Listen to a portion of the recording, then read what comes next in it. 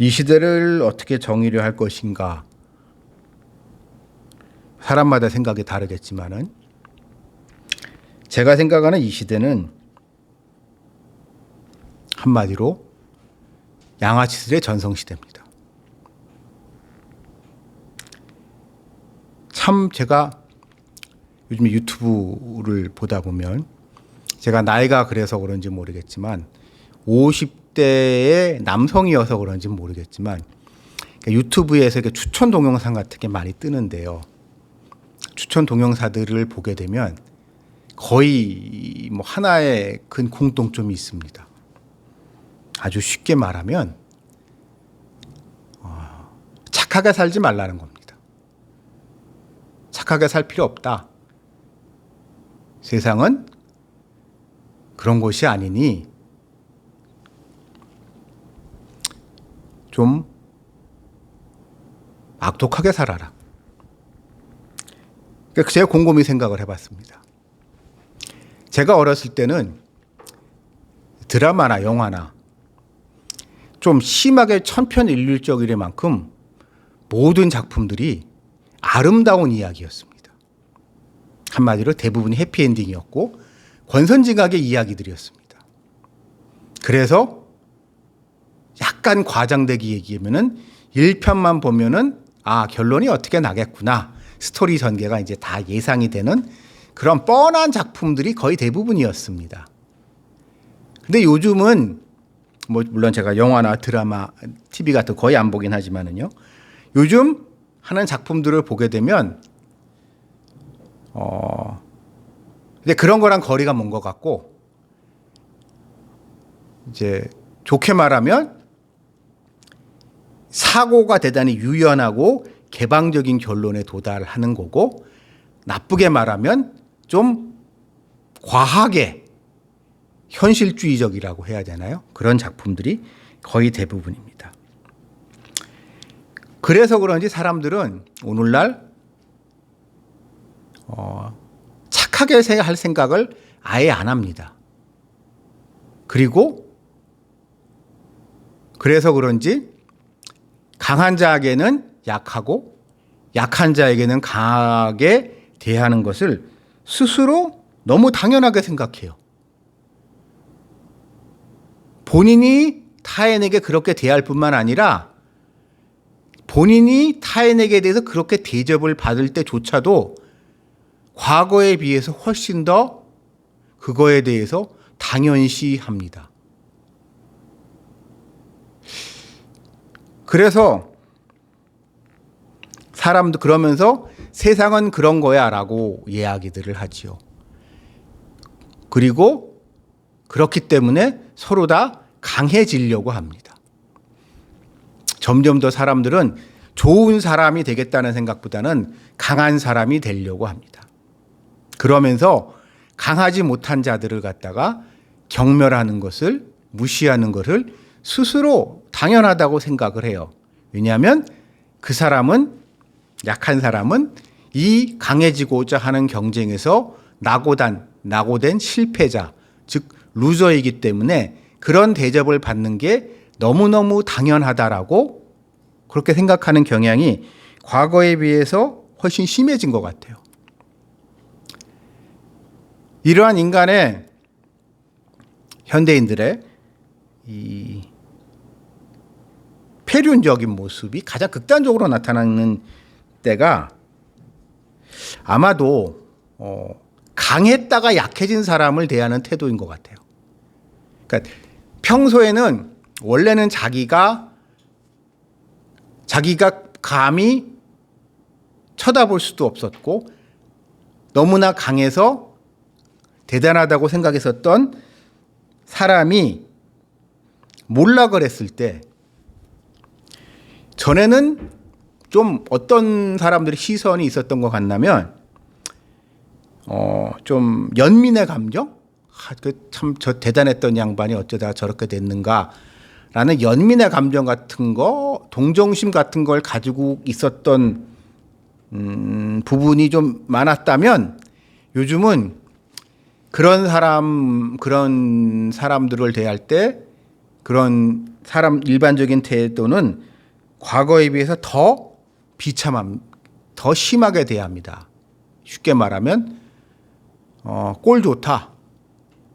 내지는 잘 나갈 때 그렇게 의시되더니 꼴 좋다라는 반응, 내지는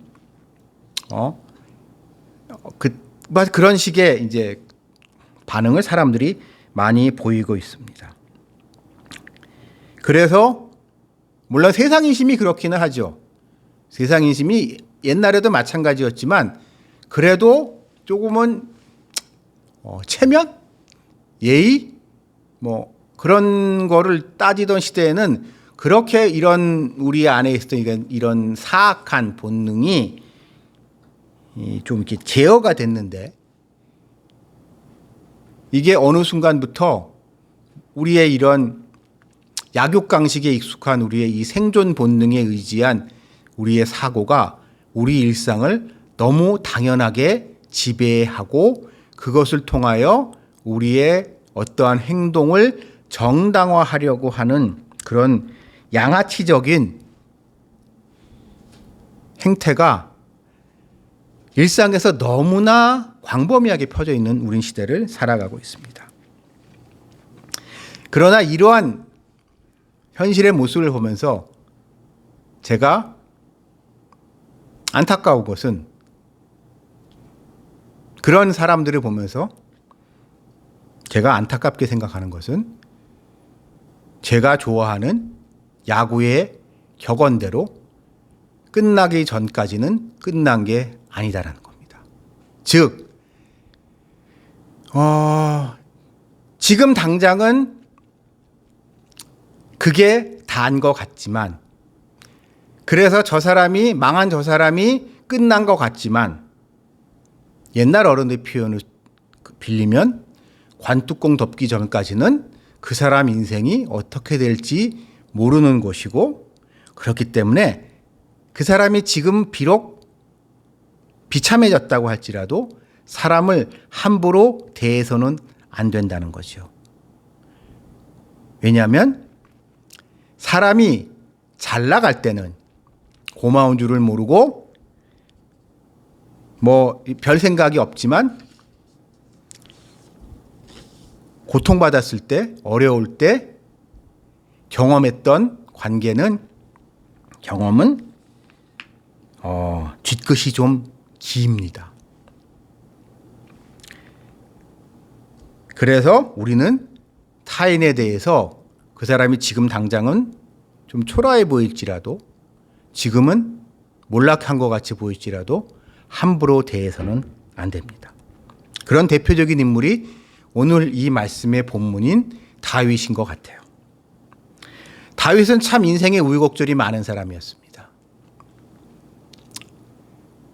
아들만 열 몇 명인 집에 막내 아들로 태어났죠.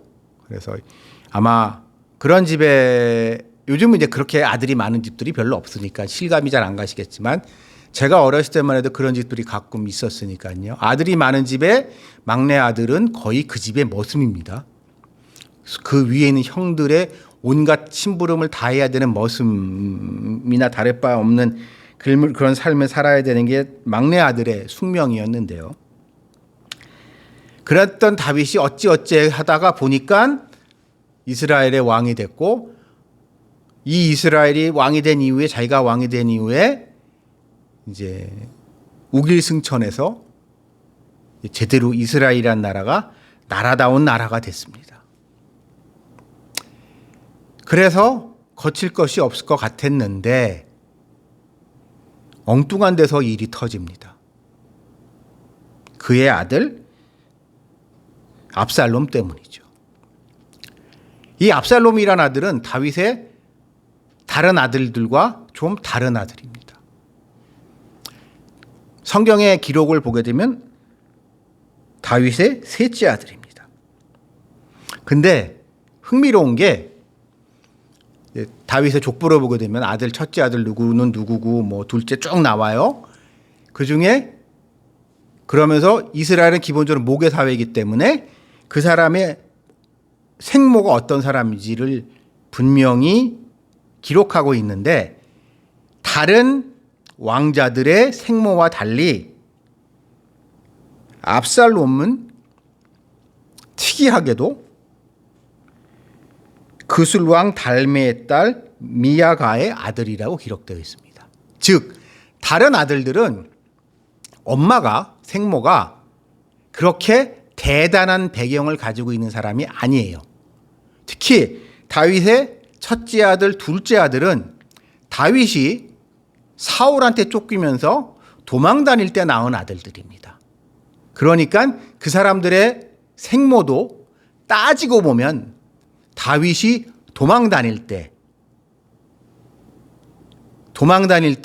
어찌어찌 인연이 닿아서 같이 살게 된 여자분이 낳은 아들이니까 이렇게 좀 출신이 고귀한 신분일 수도 없었고 이렇게 왕자라고 해서 특별한 교육을 받을 수도 없는 환경 속에서 태어났고 성장을 했습니다. 하지만 이 압살롬은 성경에 지금 기록으로 봤을 때 왕의 딸, 그러니까 공주가 낳은 아들이라는 것을 봐서 다윗이 왕이 된 이후에 일종의 이웃 나라의 왕과 정략 결혼을 하면서 드린 왕비가 낳은 아들이라는 거죠. 즉 다른 아들들과는 혈통적으로나 배경적으로나 후천적인 교육 면에서나 무엇 하나 이렇게 급이 다른 아들인 거예요. 다른 아들들하고는. 거기다가 그래서 그런지 성경에서는 이 압살롬이 용모가 매우 뛰어났다는 점을 강조하고 있습니다. 그러니까 성경을 보면 참 재밌는 표현 중에 하나가 이 외모에 대한 지적이 생각보다 많습니다. 특히 구약에서는 어떤 사람을 평가하는 데 있어서 외모를 되게 중요하게 포인트를 잡고 있거든요. 근데 아주 잘생겼다고 성경에서는 기록을 하고 있습니다. 한마디로 이런 점을 종합해 봤을 때 다윗의 그 여러 아들들 중에 제일 잘나고 똑똑한 아들이었던 겁니다. 더 나아가서 그는 그래서 그런지 다른 아들들과는 달리 매우 유능한 모습을 보입니다. 즉, 자기 여동생이 이제 불명예스러운 일을 당했을 때 그거를 이제 복수하는 과정이라든가 이런 여러 가지 이제 상황을 보게 되면 한마디로 보통 내기가 아니에요. 아주 용의주도할 뿐만 아니라 치밀하고 용의주도하고 빈틈이 없으면서 또한 사람들을 잘 이용합니다. 그래서 매우 뛰어난 정치적인 능력을 보여줬어요. 이 압살롬에 대한 성경의 말씀을 보면서 그냥 제가 이제 성경의 기록을 제가 비추어서 생각을 해보면 다윗에게 이 압살롬이라는 아들은 아마 자랑스러운 아들이었을 것 같아요. 그러니까 부모 마음이라는 게 그렇잖아요. 자식이 여럿이어도 이렇게 마음이 가는 아들이 있단 말이에요. 아버지인 다윗 자기가 봐도 저 압살롬이라는 저 셋째 아들이 지 형도 저렇게 제끼고 그러니까 그게 사고를 치고 다니고 문제를 일으키긴 하는데 그래도 잘났다. 제일 내 아들들 중에 제일 뛰어나다. 다른 아들들하고는 다르다라고 하면서 뿌듯해하지 않았을까 싶어요. 그냥 이런 생각도 한번 해봅니다.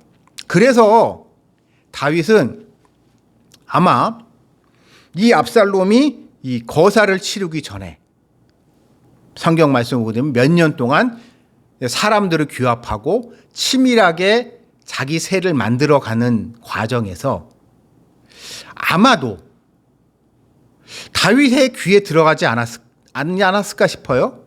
주변에서 이제 전제왕정 국가라고 그러니까요. 주변에서 그런 얘기가 다윗 귀에도 들어가지 않았을까요? 주변에서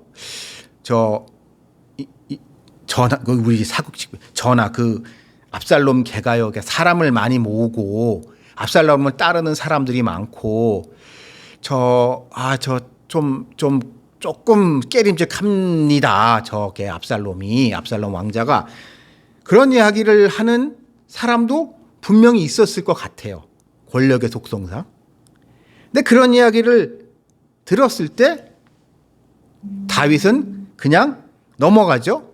왜냐하면 다윗이 보기에도 그 아들이 잘났으니까.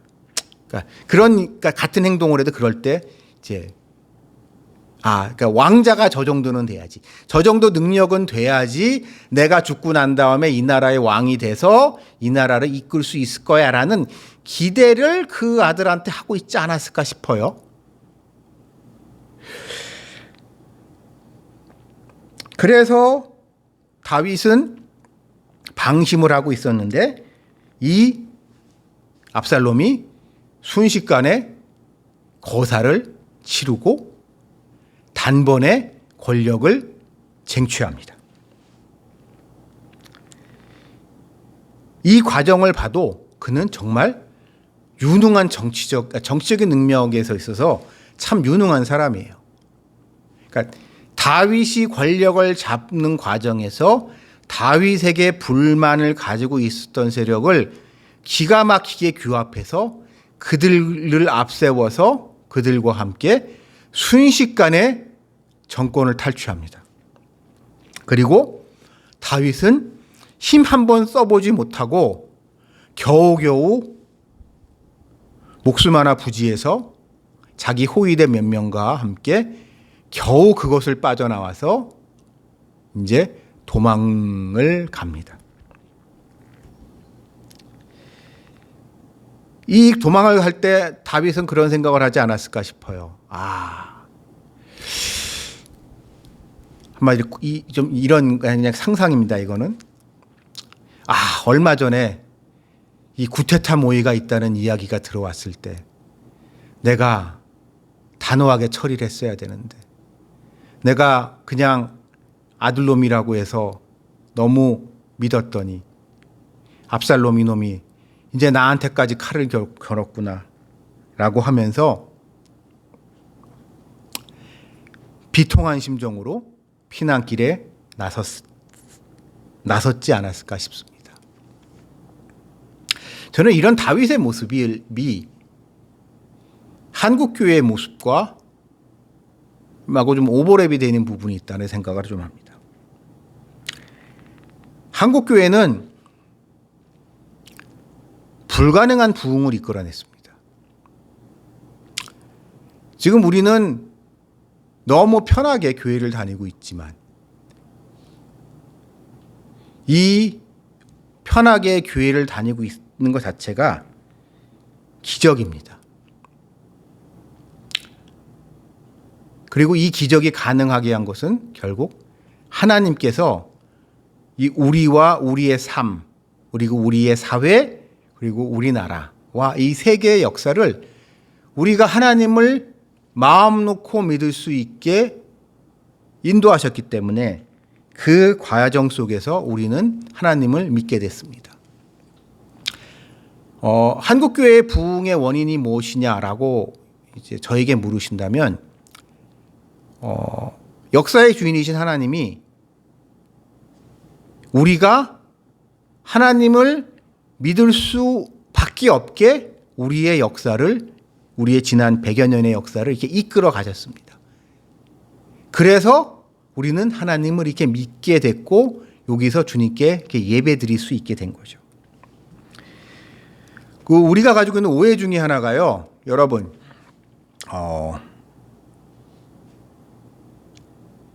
성령께서 하시는 거를 우리 좀 제한하는 경향이 있어요. 그래서 우리가 전도하고 우리의 열심 때문에 교회가 성장했다고 우리가 생각하기 쉽지만 하나님이, 그러니까 너무 당연한 이야기지만요. 제가 특별히 선교사로 외국에 나가서 이제 잠깐의 경험이 있었고 또한 선교사들을 만나면서 외국에서 온 학생들을 만나면서 우리 같은 환경이 우리 같이 마음 편하게 하나님 믿을 수 있는 한 명이 얼마나 특별한 것인가. 전 세계 인구 50억 인구 중에 이럴 수 있는 사람이 과연 몇 명이나 됐을까? 라고 생각해 보면 생각보다 그렇게 많지 않거든요. 근데 그 특별한 경험을 우리들이 갖게 했습니다. 그런데 안타까운 것은 이 과정에서 우리에게 하나의 위기의 원인이 발생하게 된 겁니다. 되지 않았나 싶습니다. 즉,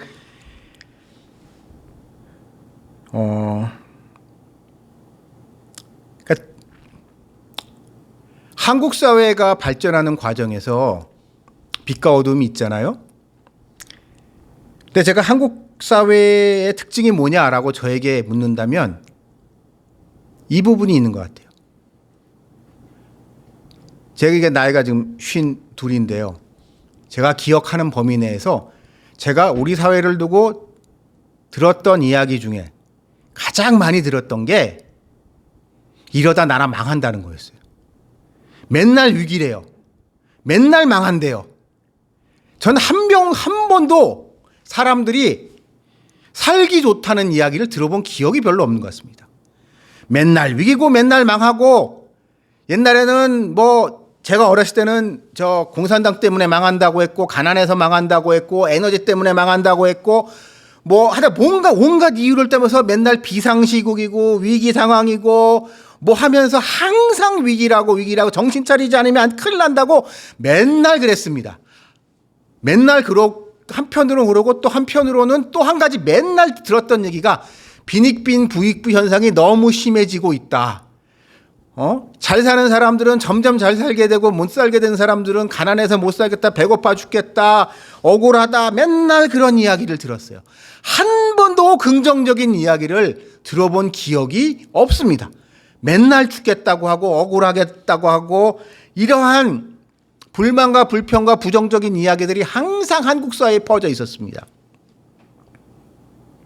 그리고 그것이 한국 교회에도 똑같이 나타났습니다. 한국교회 위기다라고 했어요. 지금 여러분, 제가 지금 몇 명 안 모이고 우리 개척교회 같이 이렇게 하고 있는데요. 항상 들었던 얘기가 개척교회만 망한다는 얘기였어요. 사람들이 요즘 개척교회 같은데 안 가. 큰 교회가, 좋은 교회가. 요즘 누가 개척교회가. 교회 개척해서 성공하는 목사 어딨니? 그런 교회 없어. 요즘은 옛날 얘기야. 근데 여러분 생각을 해보면 지금의 우리가 생각하고 있는 좋아 보이는 성공한 교회들이 다 언젠가는 개척교회거든요. 개척교회에서 시작한 거란 말이에요. 그리고 그 교회들이 개척했던 시점이 언제냐? 제가 어렸을 때, 요즘 개척교회 누가 가니? 큰 교회 가지.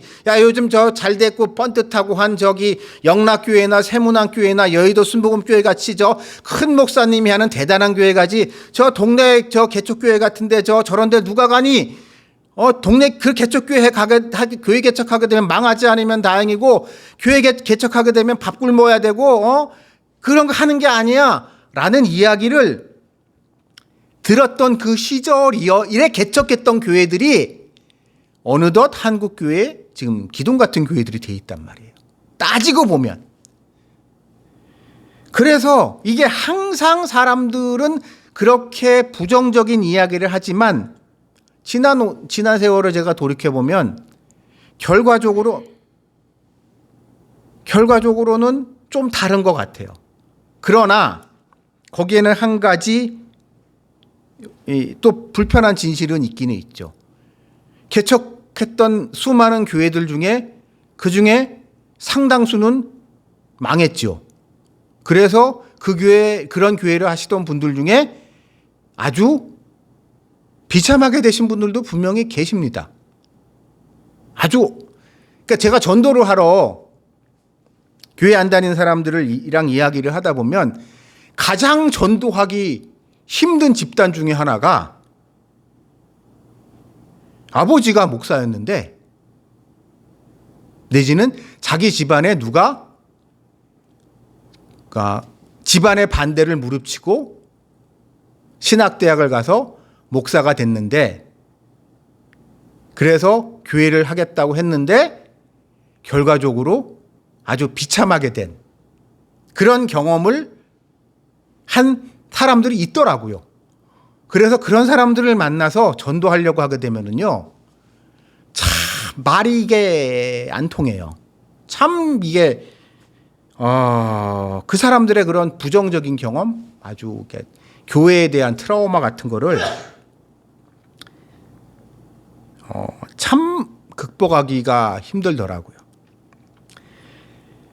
이렇게 한국 사회가 고도 성장을 하는 과정에서 빛과 어둠이 있었듯이 한국 교회도 똑같이 지난 세월 이 놀라운 부흥의 이면에는 빛과 어둠이 공존하고 있고, 그리고 그로 말미암아 이 성공 내지는 부흥의 이면에 있었던 그 과정에서 낙오됐던 이들의 그런 슬픔 같은 거를 우리는 감당할 수밖에 없는 이 시대를 살아가고 있습니다. 근데 이것이 세월이 흘러 오늘날 어떤 부정적인 영향을 미치는 것 같냐면요, 제가 보기엔 이런 과거의 한국 교회의 부정적인 부작용을 극복하기 위해서 했었던 일종의 교회 개혁을 하겠다는 분들의, 그래서 이런 아픔을 극복하자고 했던 그런 움직임이 결과적으로 교회를 어둡게 하고 있습니다. 제가 세상 사람들을 만나보게 되면요, 제일 답답하게 느끼는 부분 중에 하나가 목사가 대단하다고 생각들을 하는 것 같아요.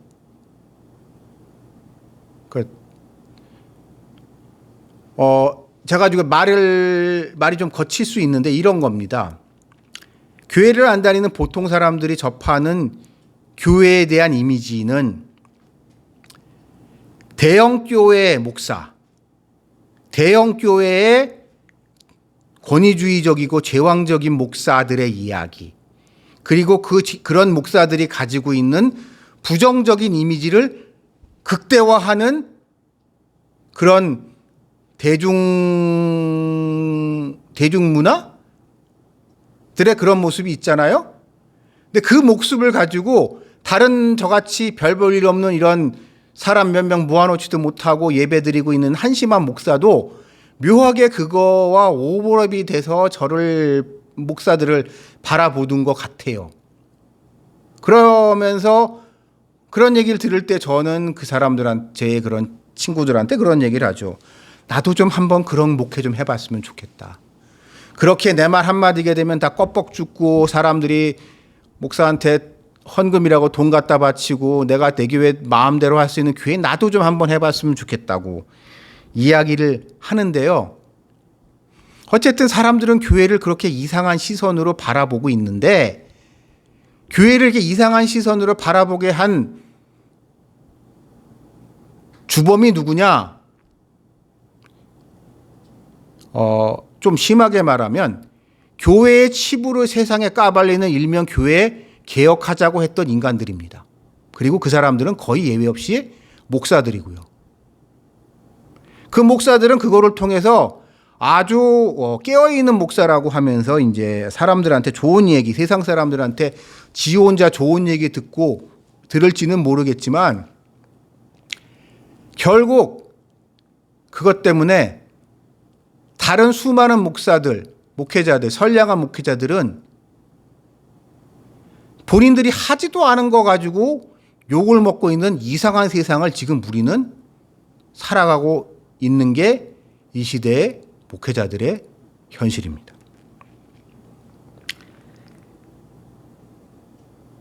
그래서 교회가 하지도 않은 것 때문에 욕을 먹고 있고 목사들은 어이없는 모함을 받으면서 지내고 있는 거죠. 그리고 별것도 아닌 교회가 뭐 대단하다고 사람들이 생각하는지 교회한테 터무니없는 거를 요구하면서 목회자들한테도 감당할 수 없, 그러니까 목회자가 한테 무리한 요구를 하면서 그거에 직면하고 살아가는 게 오늘날 한국교회와 한국교회 목회자, 더 나아가서 성도 여러분의 삶이 아닐까 싶어요. 여러분 어디 가서 나 교회 다닌다고 편안하게 얘기하시나요? 솔직히 참 어렵습니다. 왜냐하면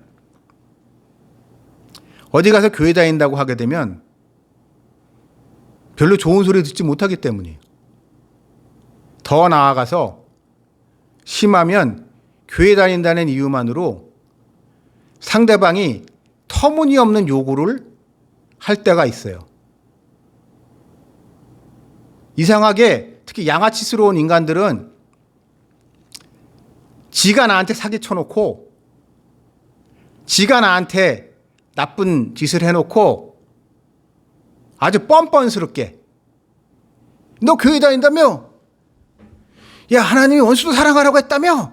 그럼 너 나 사랑해야지. 용서하라 그랬다며? 너 용서 너 안 해? 야, 너 그러고도 그리스도인이라고 교회 다닌다고 할 수 있니? 하면서요, 교회 다니는 사람들을 바싹바싹 약 올리는 인간들을 만나는 경우가 있다니까요. 이렇게 교회를 조롱하는 인간들 속에서 우리는 상처받고 살아가고 있습니다. 그래서 이 시대의 성도들은 어찌 보면 더 교회라는 곳으로 도망온다고 해야 되나요? 교회 밖에서 세상 사람들을 만나기가 싫어요. 교회 밖에서 세상 사람들을 만나면은 힘을 얻는 게 아니라 용기를 얻는 게 아니라 기분이 나빠져요. 저 사람들한테 상처 입을 일이 너무 많아요. 그래서 더 교회로 그냥 교회 안에서 우리 믿는 사람들끼리 우리 성도들끼리라도 좀 살자라고 하면 우리끼리라도 행복하자라고 하면서 더 폐쇄적인 교회 공동체가 되어가고 있는 모습을 우리는 그런 경향이 과거에 비해서 좀 더 강해진 것 같습니다. 어디 가서 전도하기 참 겁납니다. 전에는 예를 들어서 이제 밖에 나가서 전도를 이제 하게 되면 물론 이제 좋은 소리 못 들었지만 그래도 이제 그런 경험들을 그러니까 교회를 안 다니는 사람이라고 할지라도 교회 다니는 사람 그렇게 전도하는 사람들을 본인은 안 다닐지라도 그렇게 그런 소리 하지 말라고 듣기 싫다는 이야기를 할지라도 그렇게 조롱까지 하지 않았는데 조롱당하고 있는 우리 현실을 살고 있어요.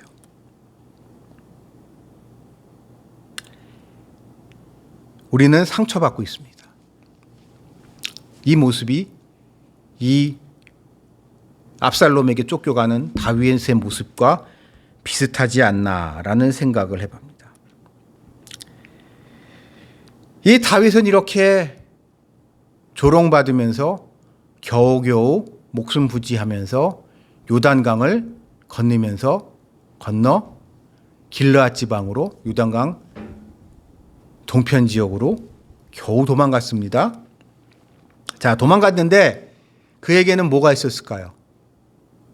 그냥 자기를 따르던 몇 명의 몇 명의 경호부원, 경호부대 그 사람들 밖에 남아있지 않았어요. 아무 희망이 없어 보이고 이제 다 끝난 상황으로 보일 수 있었습니다.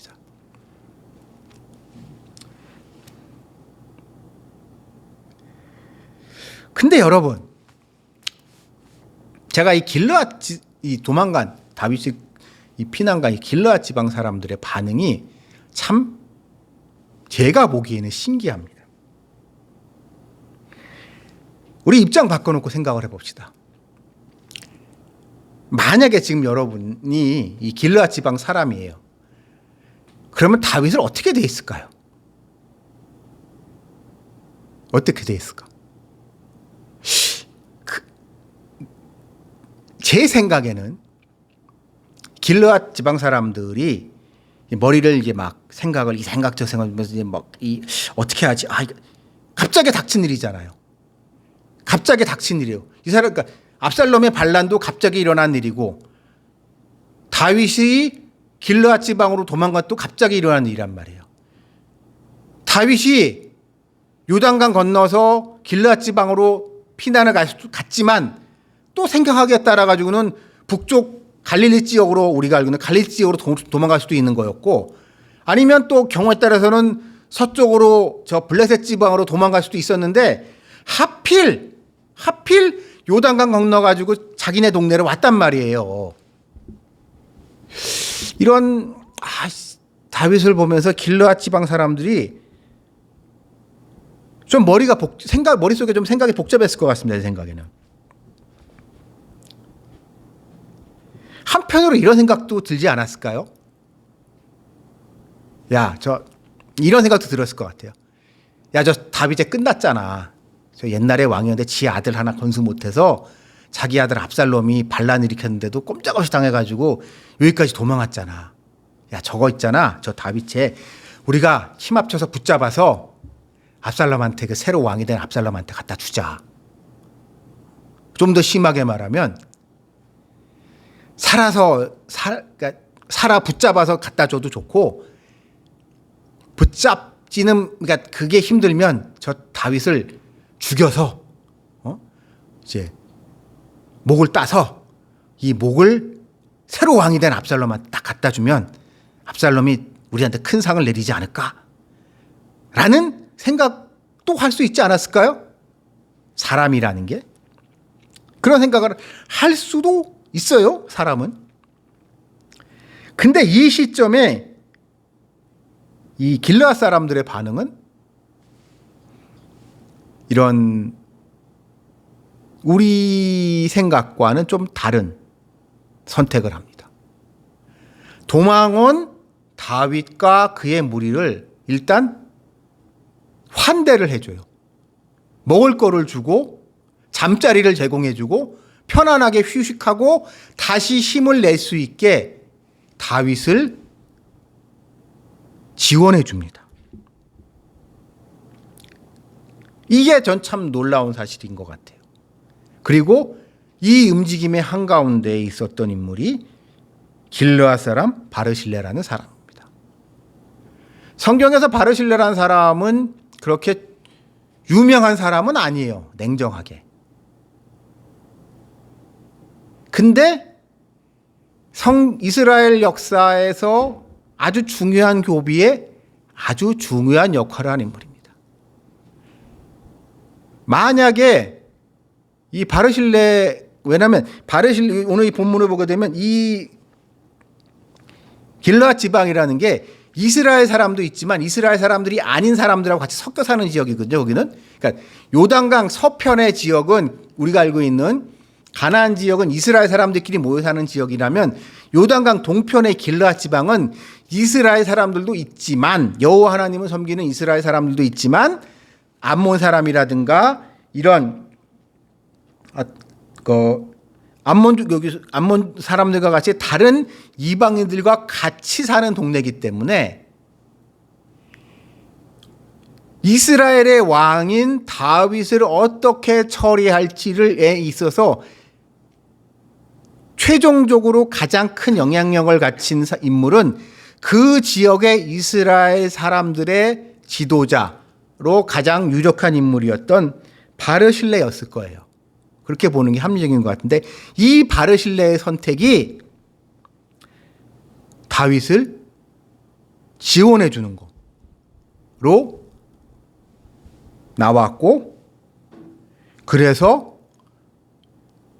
이 시점을 기점으로 해서 다윗은 이제 재기할 수 있는 발판을 마련했고, 결과적으로 자기를 잡으러 온 반란군들을 진압하여서 다시 이스라엘의 왕으로 복귀되는 드라마를 쓰게 됩니다. 그렇기 때문에 오늘 이 본문의 이 순간은 아주 특별한 의미가 있지 않나 싶고, 제가 이 본문을 보면서 눈에 확 띄었기 때문에 감히 제가 이 선교회를 만들면서 선교회 이름을 바르실레 선교회라고 짓게 된 겁니다.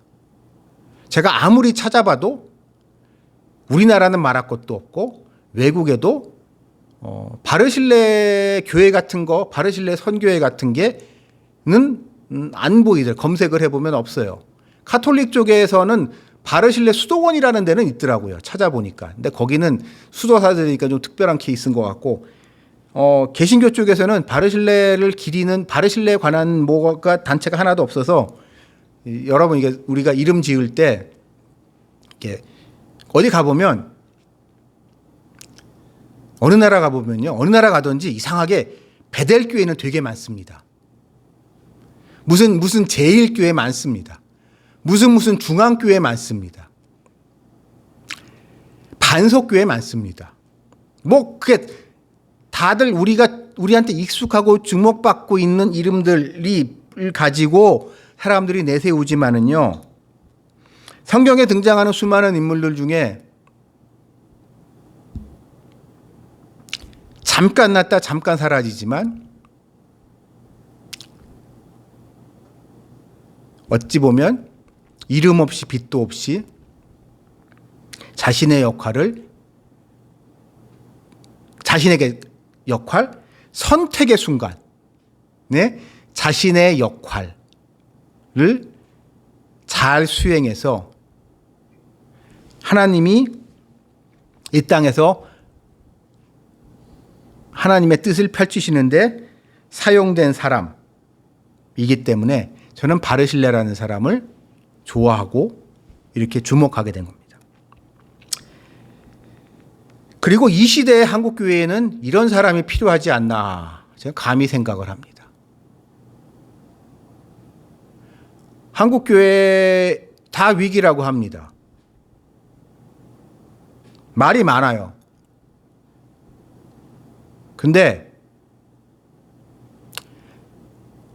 그러면서 뭐 이게 문제다 저게 문제다 이렇게 해결해야 되는 저렇게 해결해야 되는 말은 많은데요. 제가 안타까운 건 오늘 이 본문의 말씀 바르실레 같이 그냥 조용히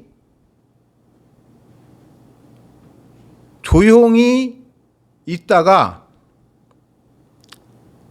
조용히 지원해 주겠다는, 자기는 무대의 주인공이 되지 않겠다는, 난 무대의 주인공이 될 생각이 없고 무대의 주인공인 사람들이 무대에서 하나님이 자신에게 주어진 역할에 최선을 다할 수 있도록 그냥 도와주는 사람으로 있으면 난 그거로 족하다고 하는 사람이 별로 없는 것 같아요. 다 자기가 주인공이 되겠다고 해요. 나 아니면 안 된다고 얘기해요. 그러면서 나 아니면 안 되니까 내가 이렇게 중요한 일을 하는 일에 지원하라고 해요. 너희는 당연히. 근데 여러분, 우리 예수님 말씀합니다. 한 알의 미랄이 썩어야 됩니다. 내가 썩어야 돼요. 내가 미랄이 돼서 썩어서 그냥 나는 사라지고 그냥 나는 한때 한 번 왔다 한 번 가는 인생, 이렇게 하나님이 써주시면 감사합니다라는 마음. 그냥 나 같은 사람은 무익한 종이라고 생각하는 그런 사람이 없고 다들 스타가 되고 싶어 합니다. 근데 제가 감히 말하고자 한다면 이 스타가 되고 싶어 하는 공명심, 이것 때문에 한국교회가 망하고 있는 거예요.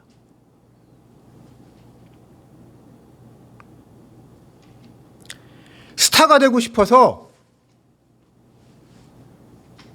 사람들이 듣기 좋아하는 이야기들을 합니다. 개혁적이라는 얘기 듣기 되게 좋아해요.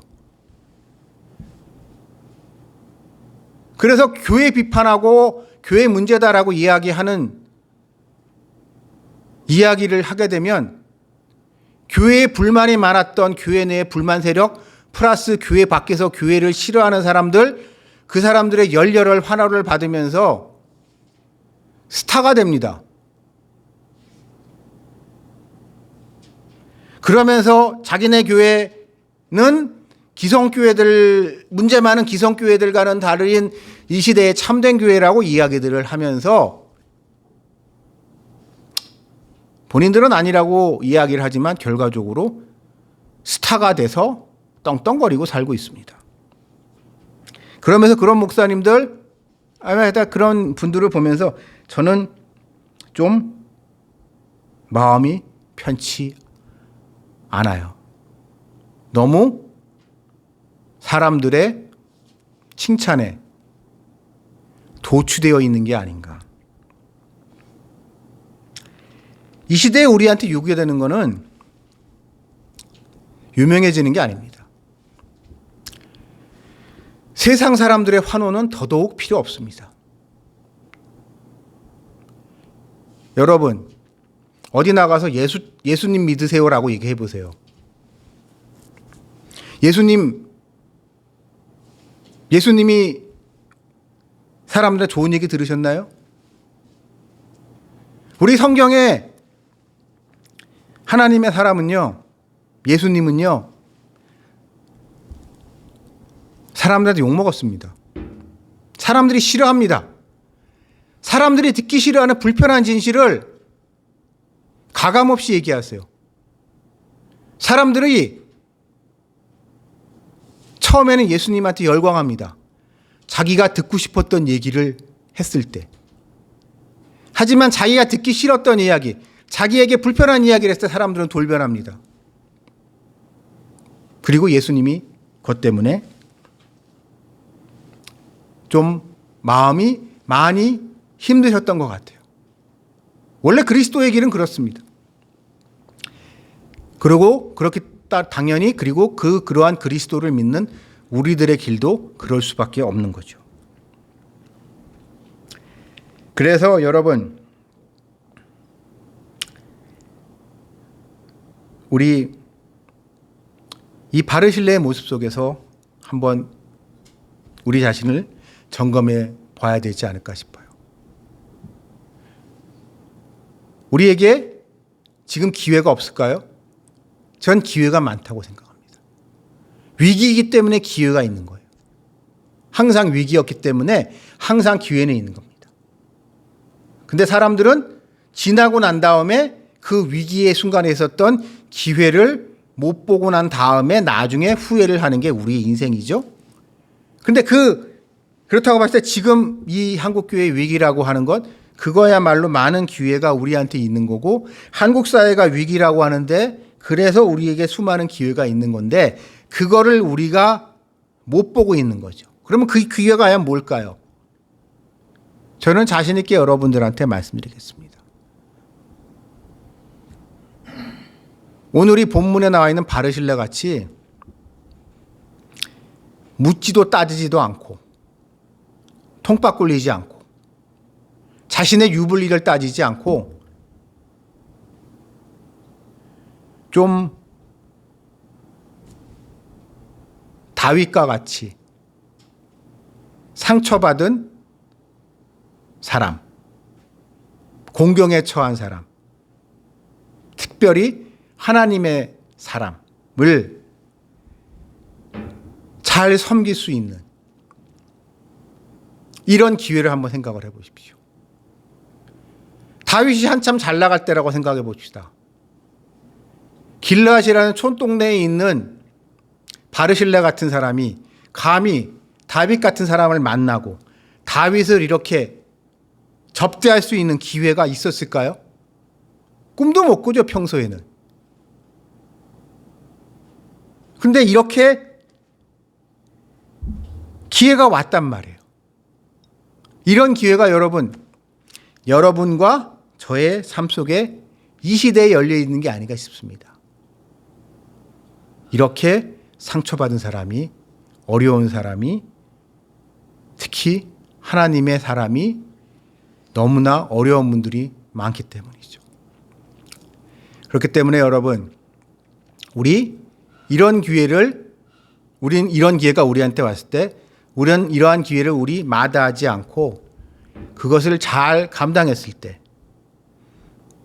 이후에 바르실레에게 하나님이 주셨던 큰 축복과 같은 놀라운 일이 여러분의 삶 속에 일어날 수 있을 것이라는 그런 믿음을 가지고 오늘 하루도 그리고 내일도 주님 다시 오실 날까지 아니면 주님 만날 그날까지 멋지게 살아가는 여러분들이 되시기를 주님의 이름으로 축원합니다. 같이 기도해 주시겠습니다. 하나님 아버지 감사합니다. 하나님의 사람 바르실레에 대한 이야기를 살펴보았습니다.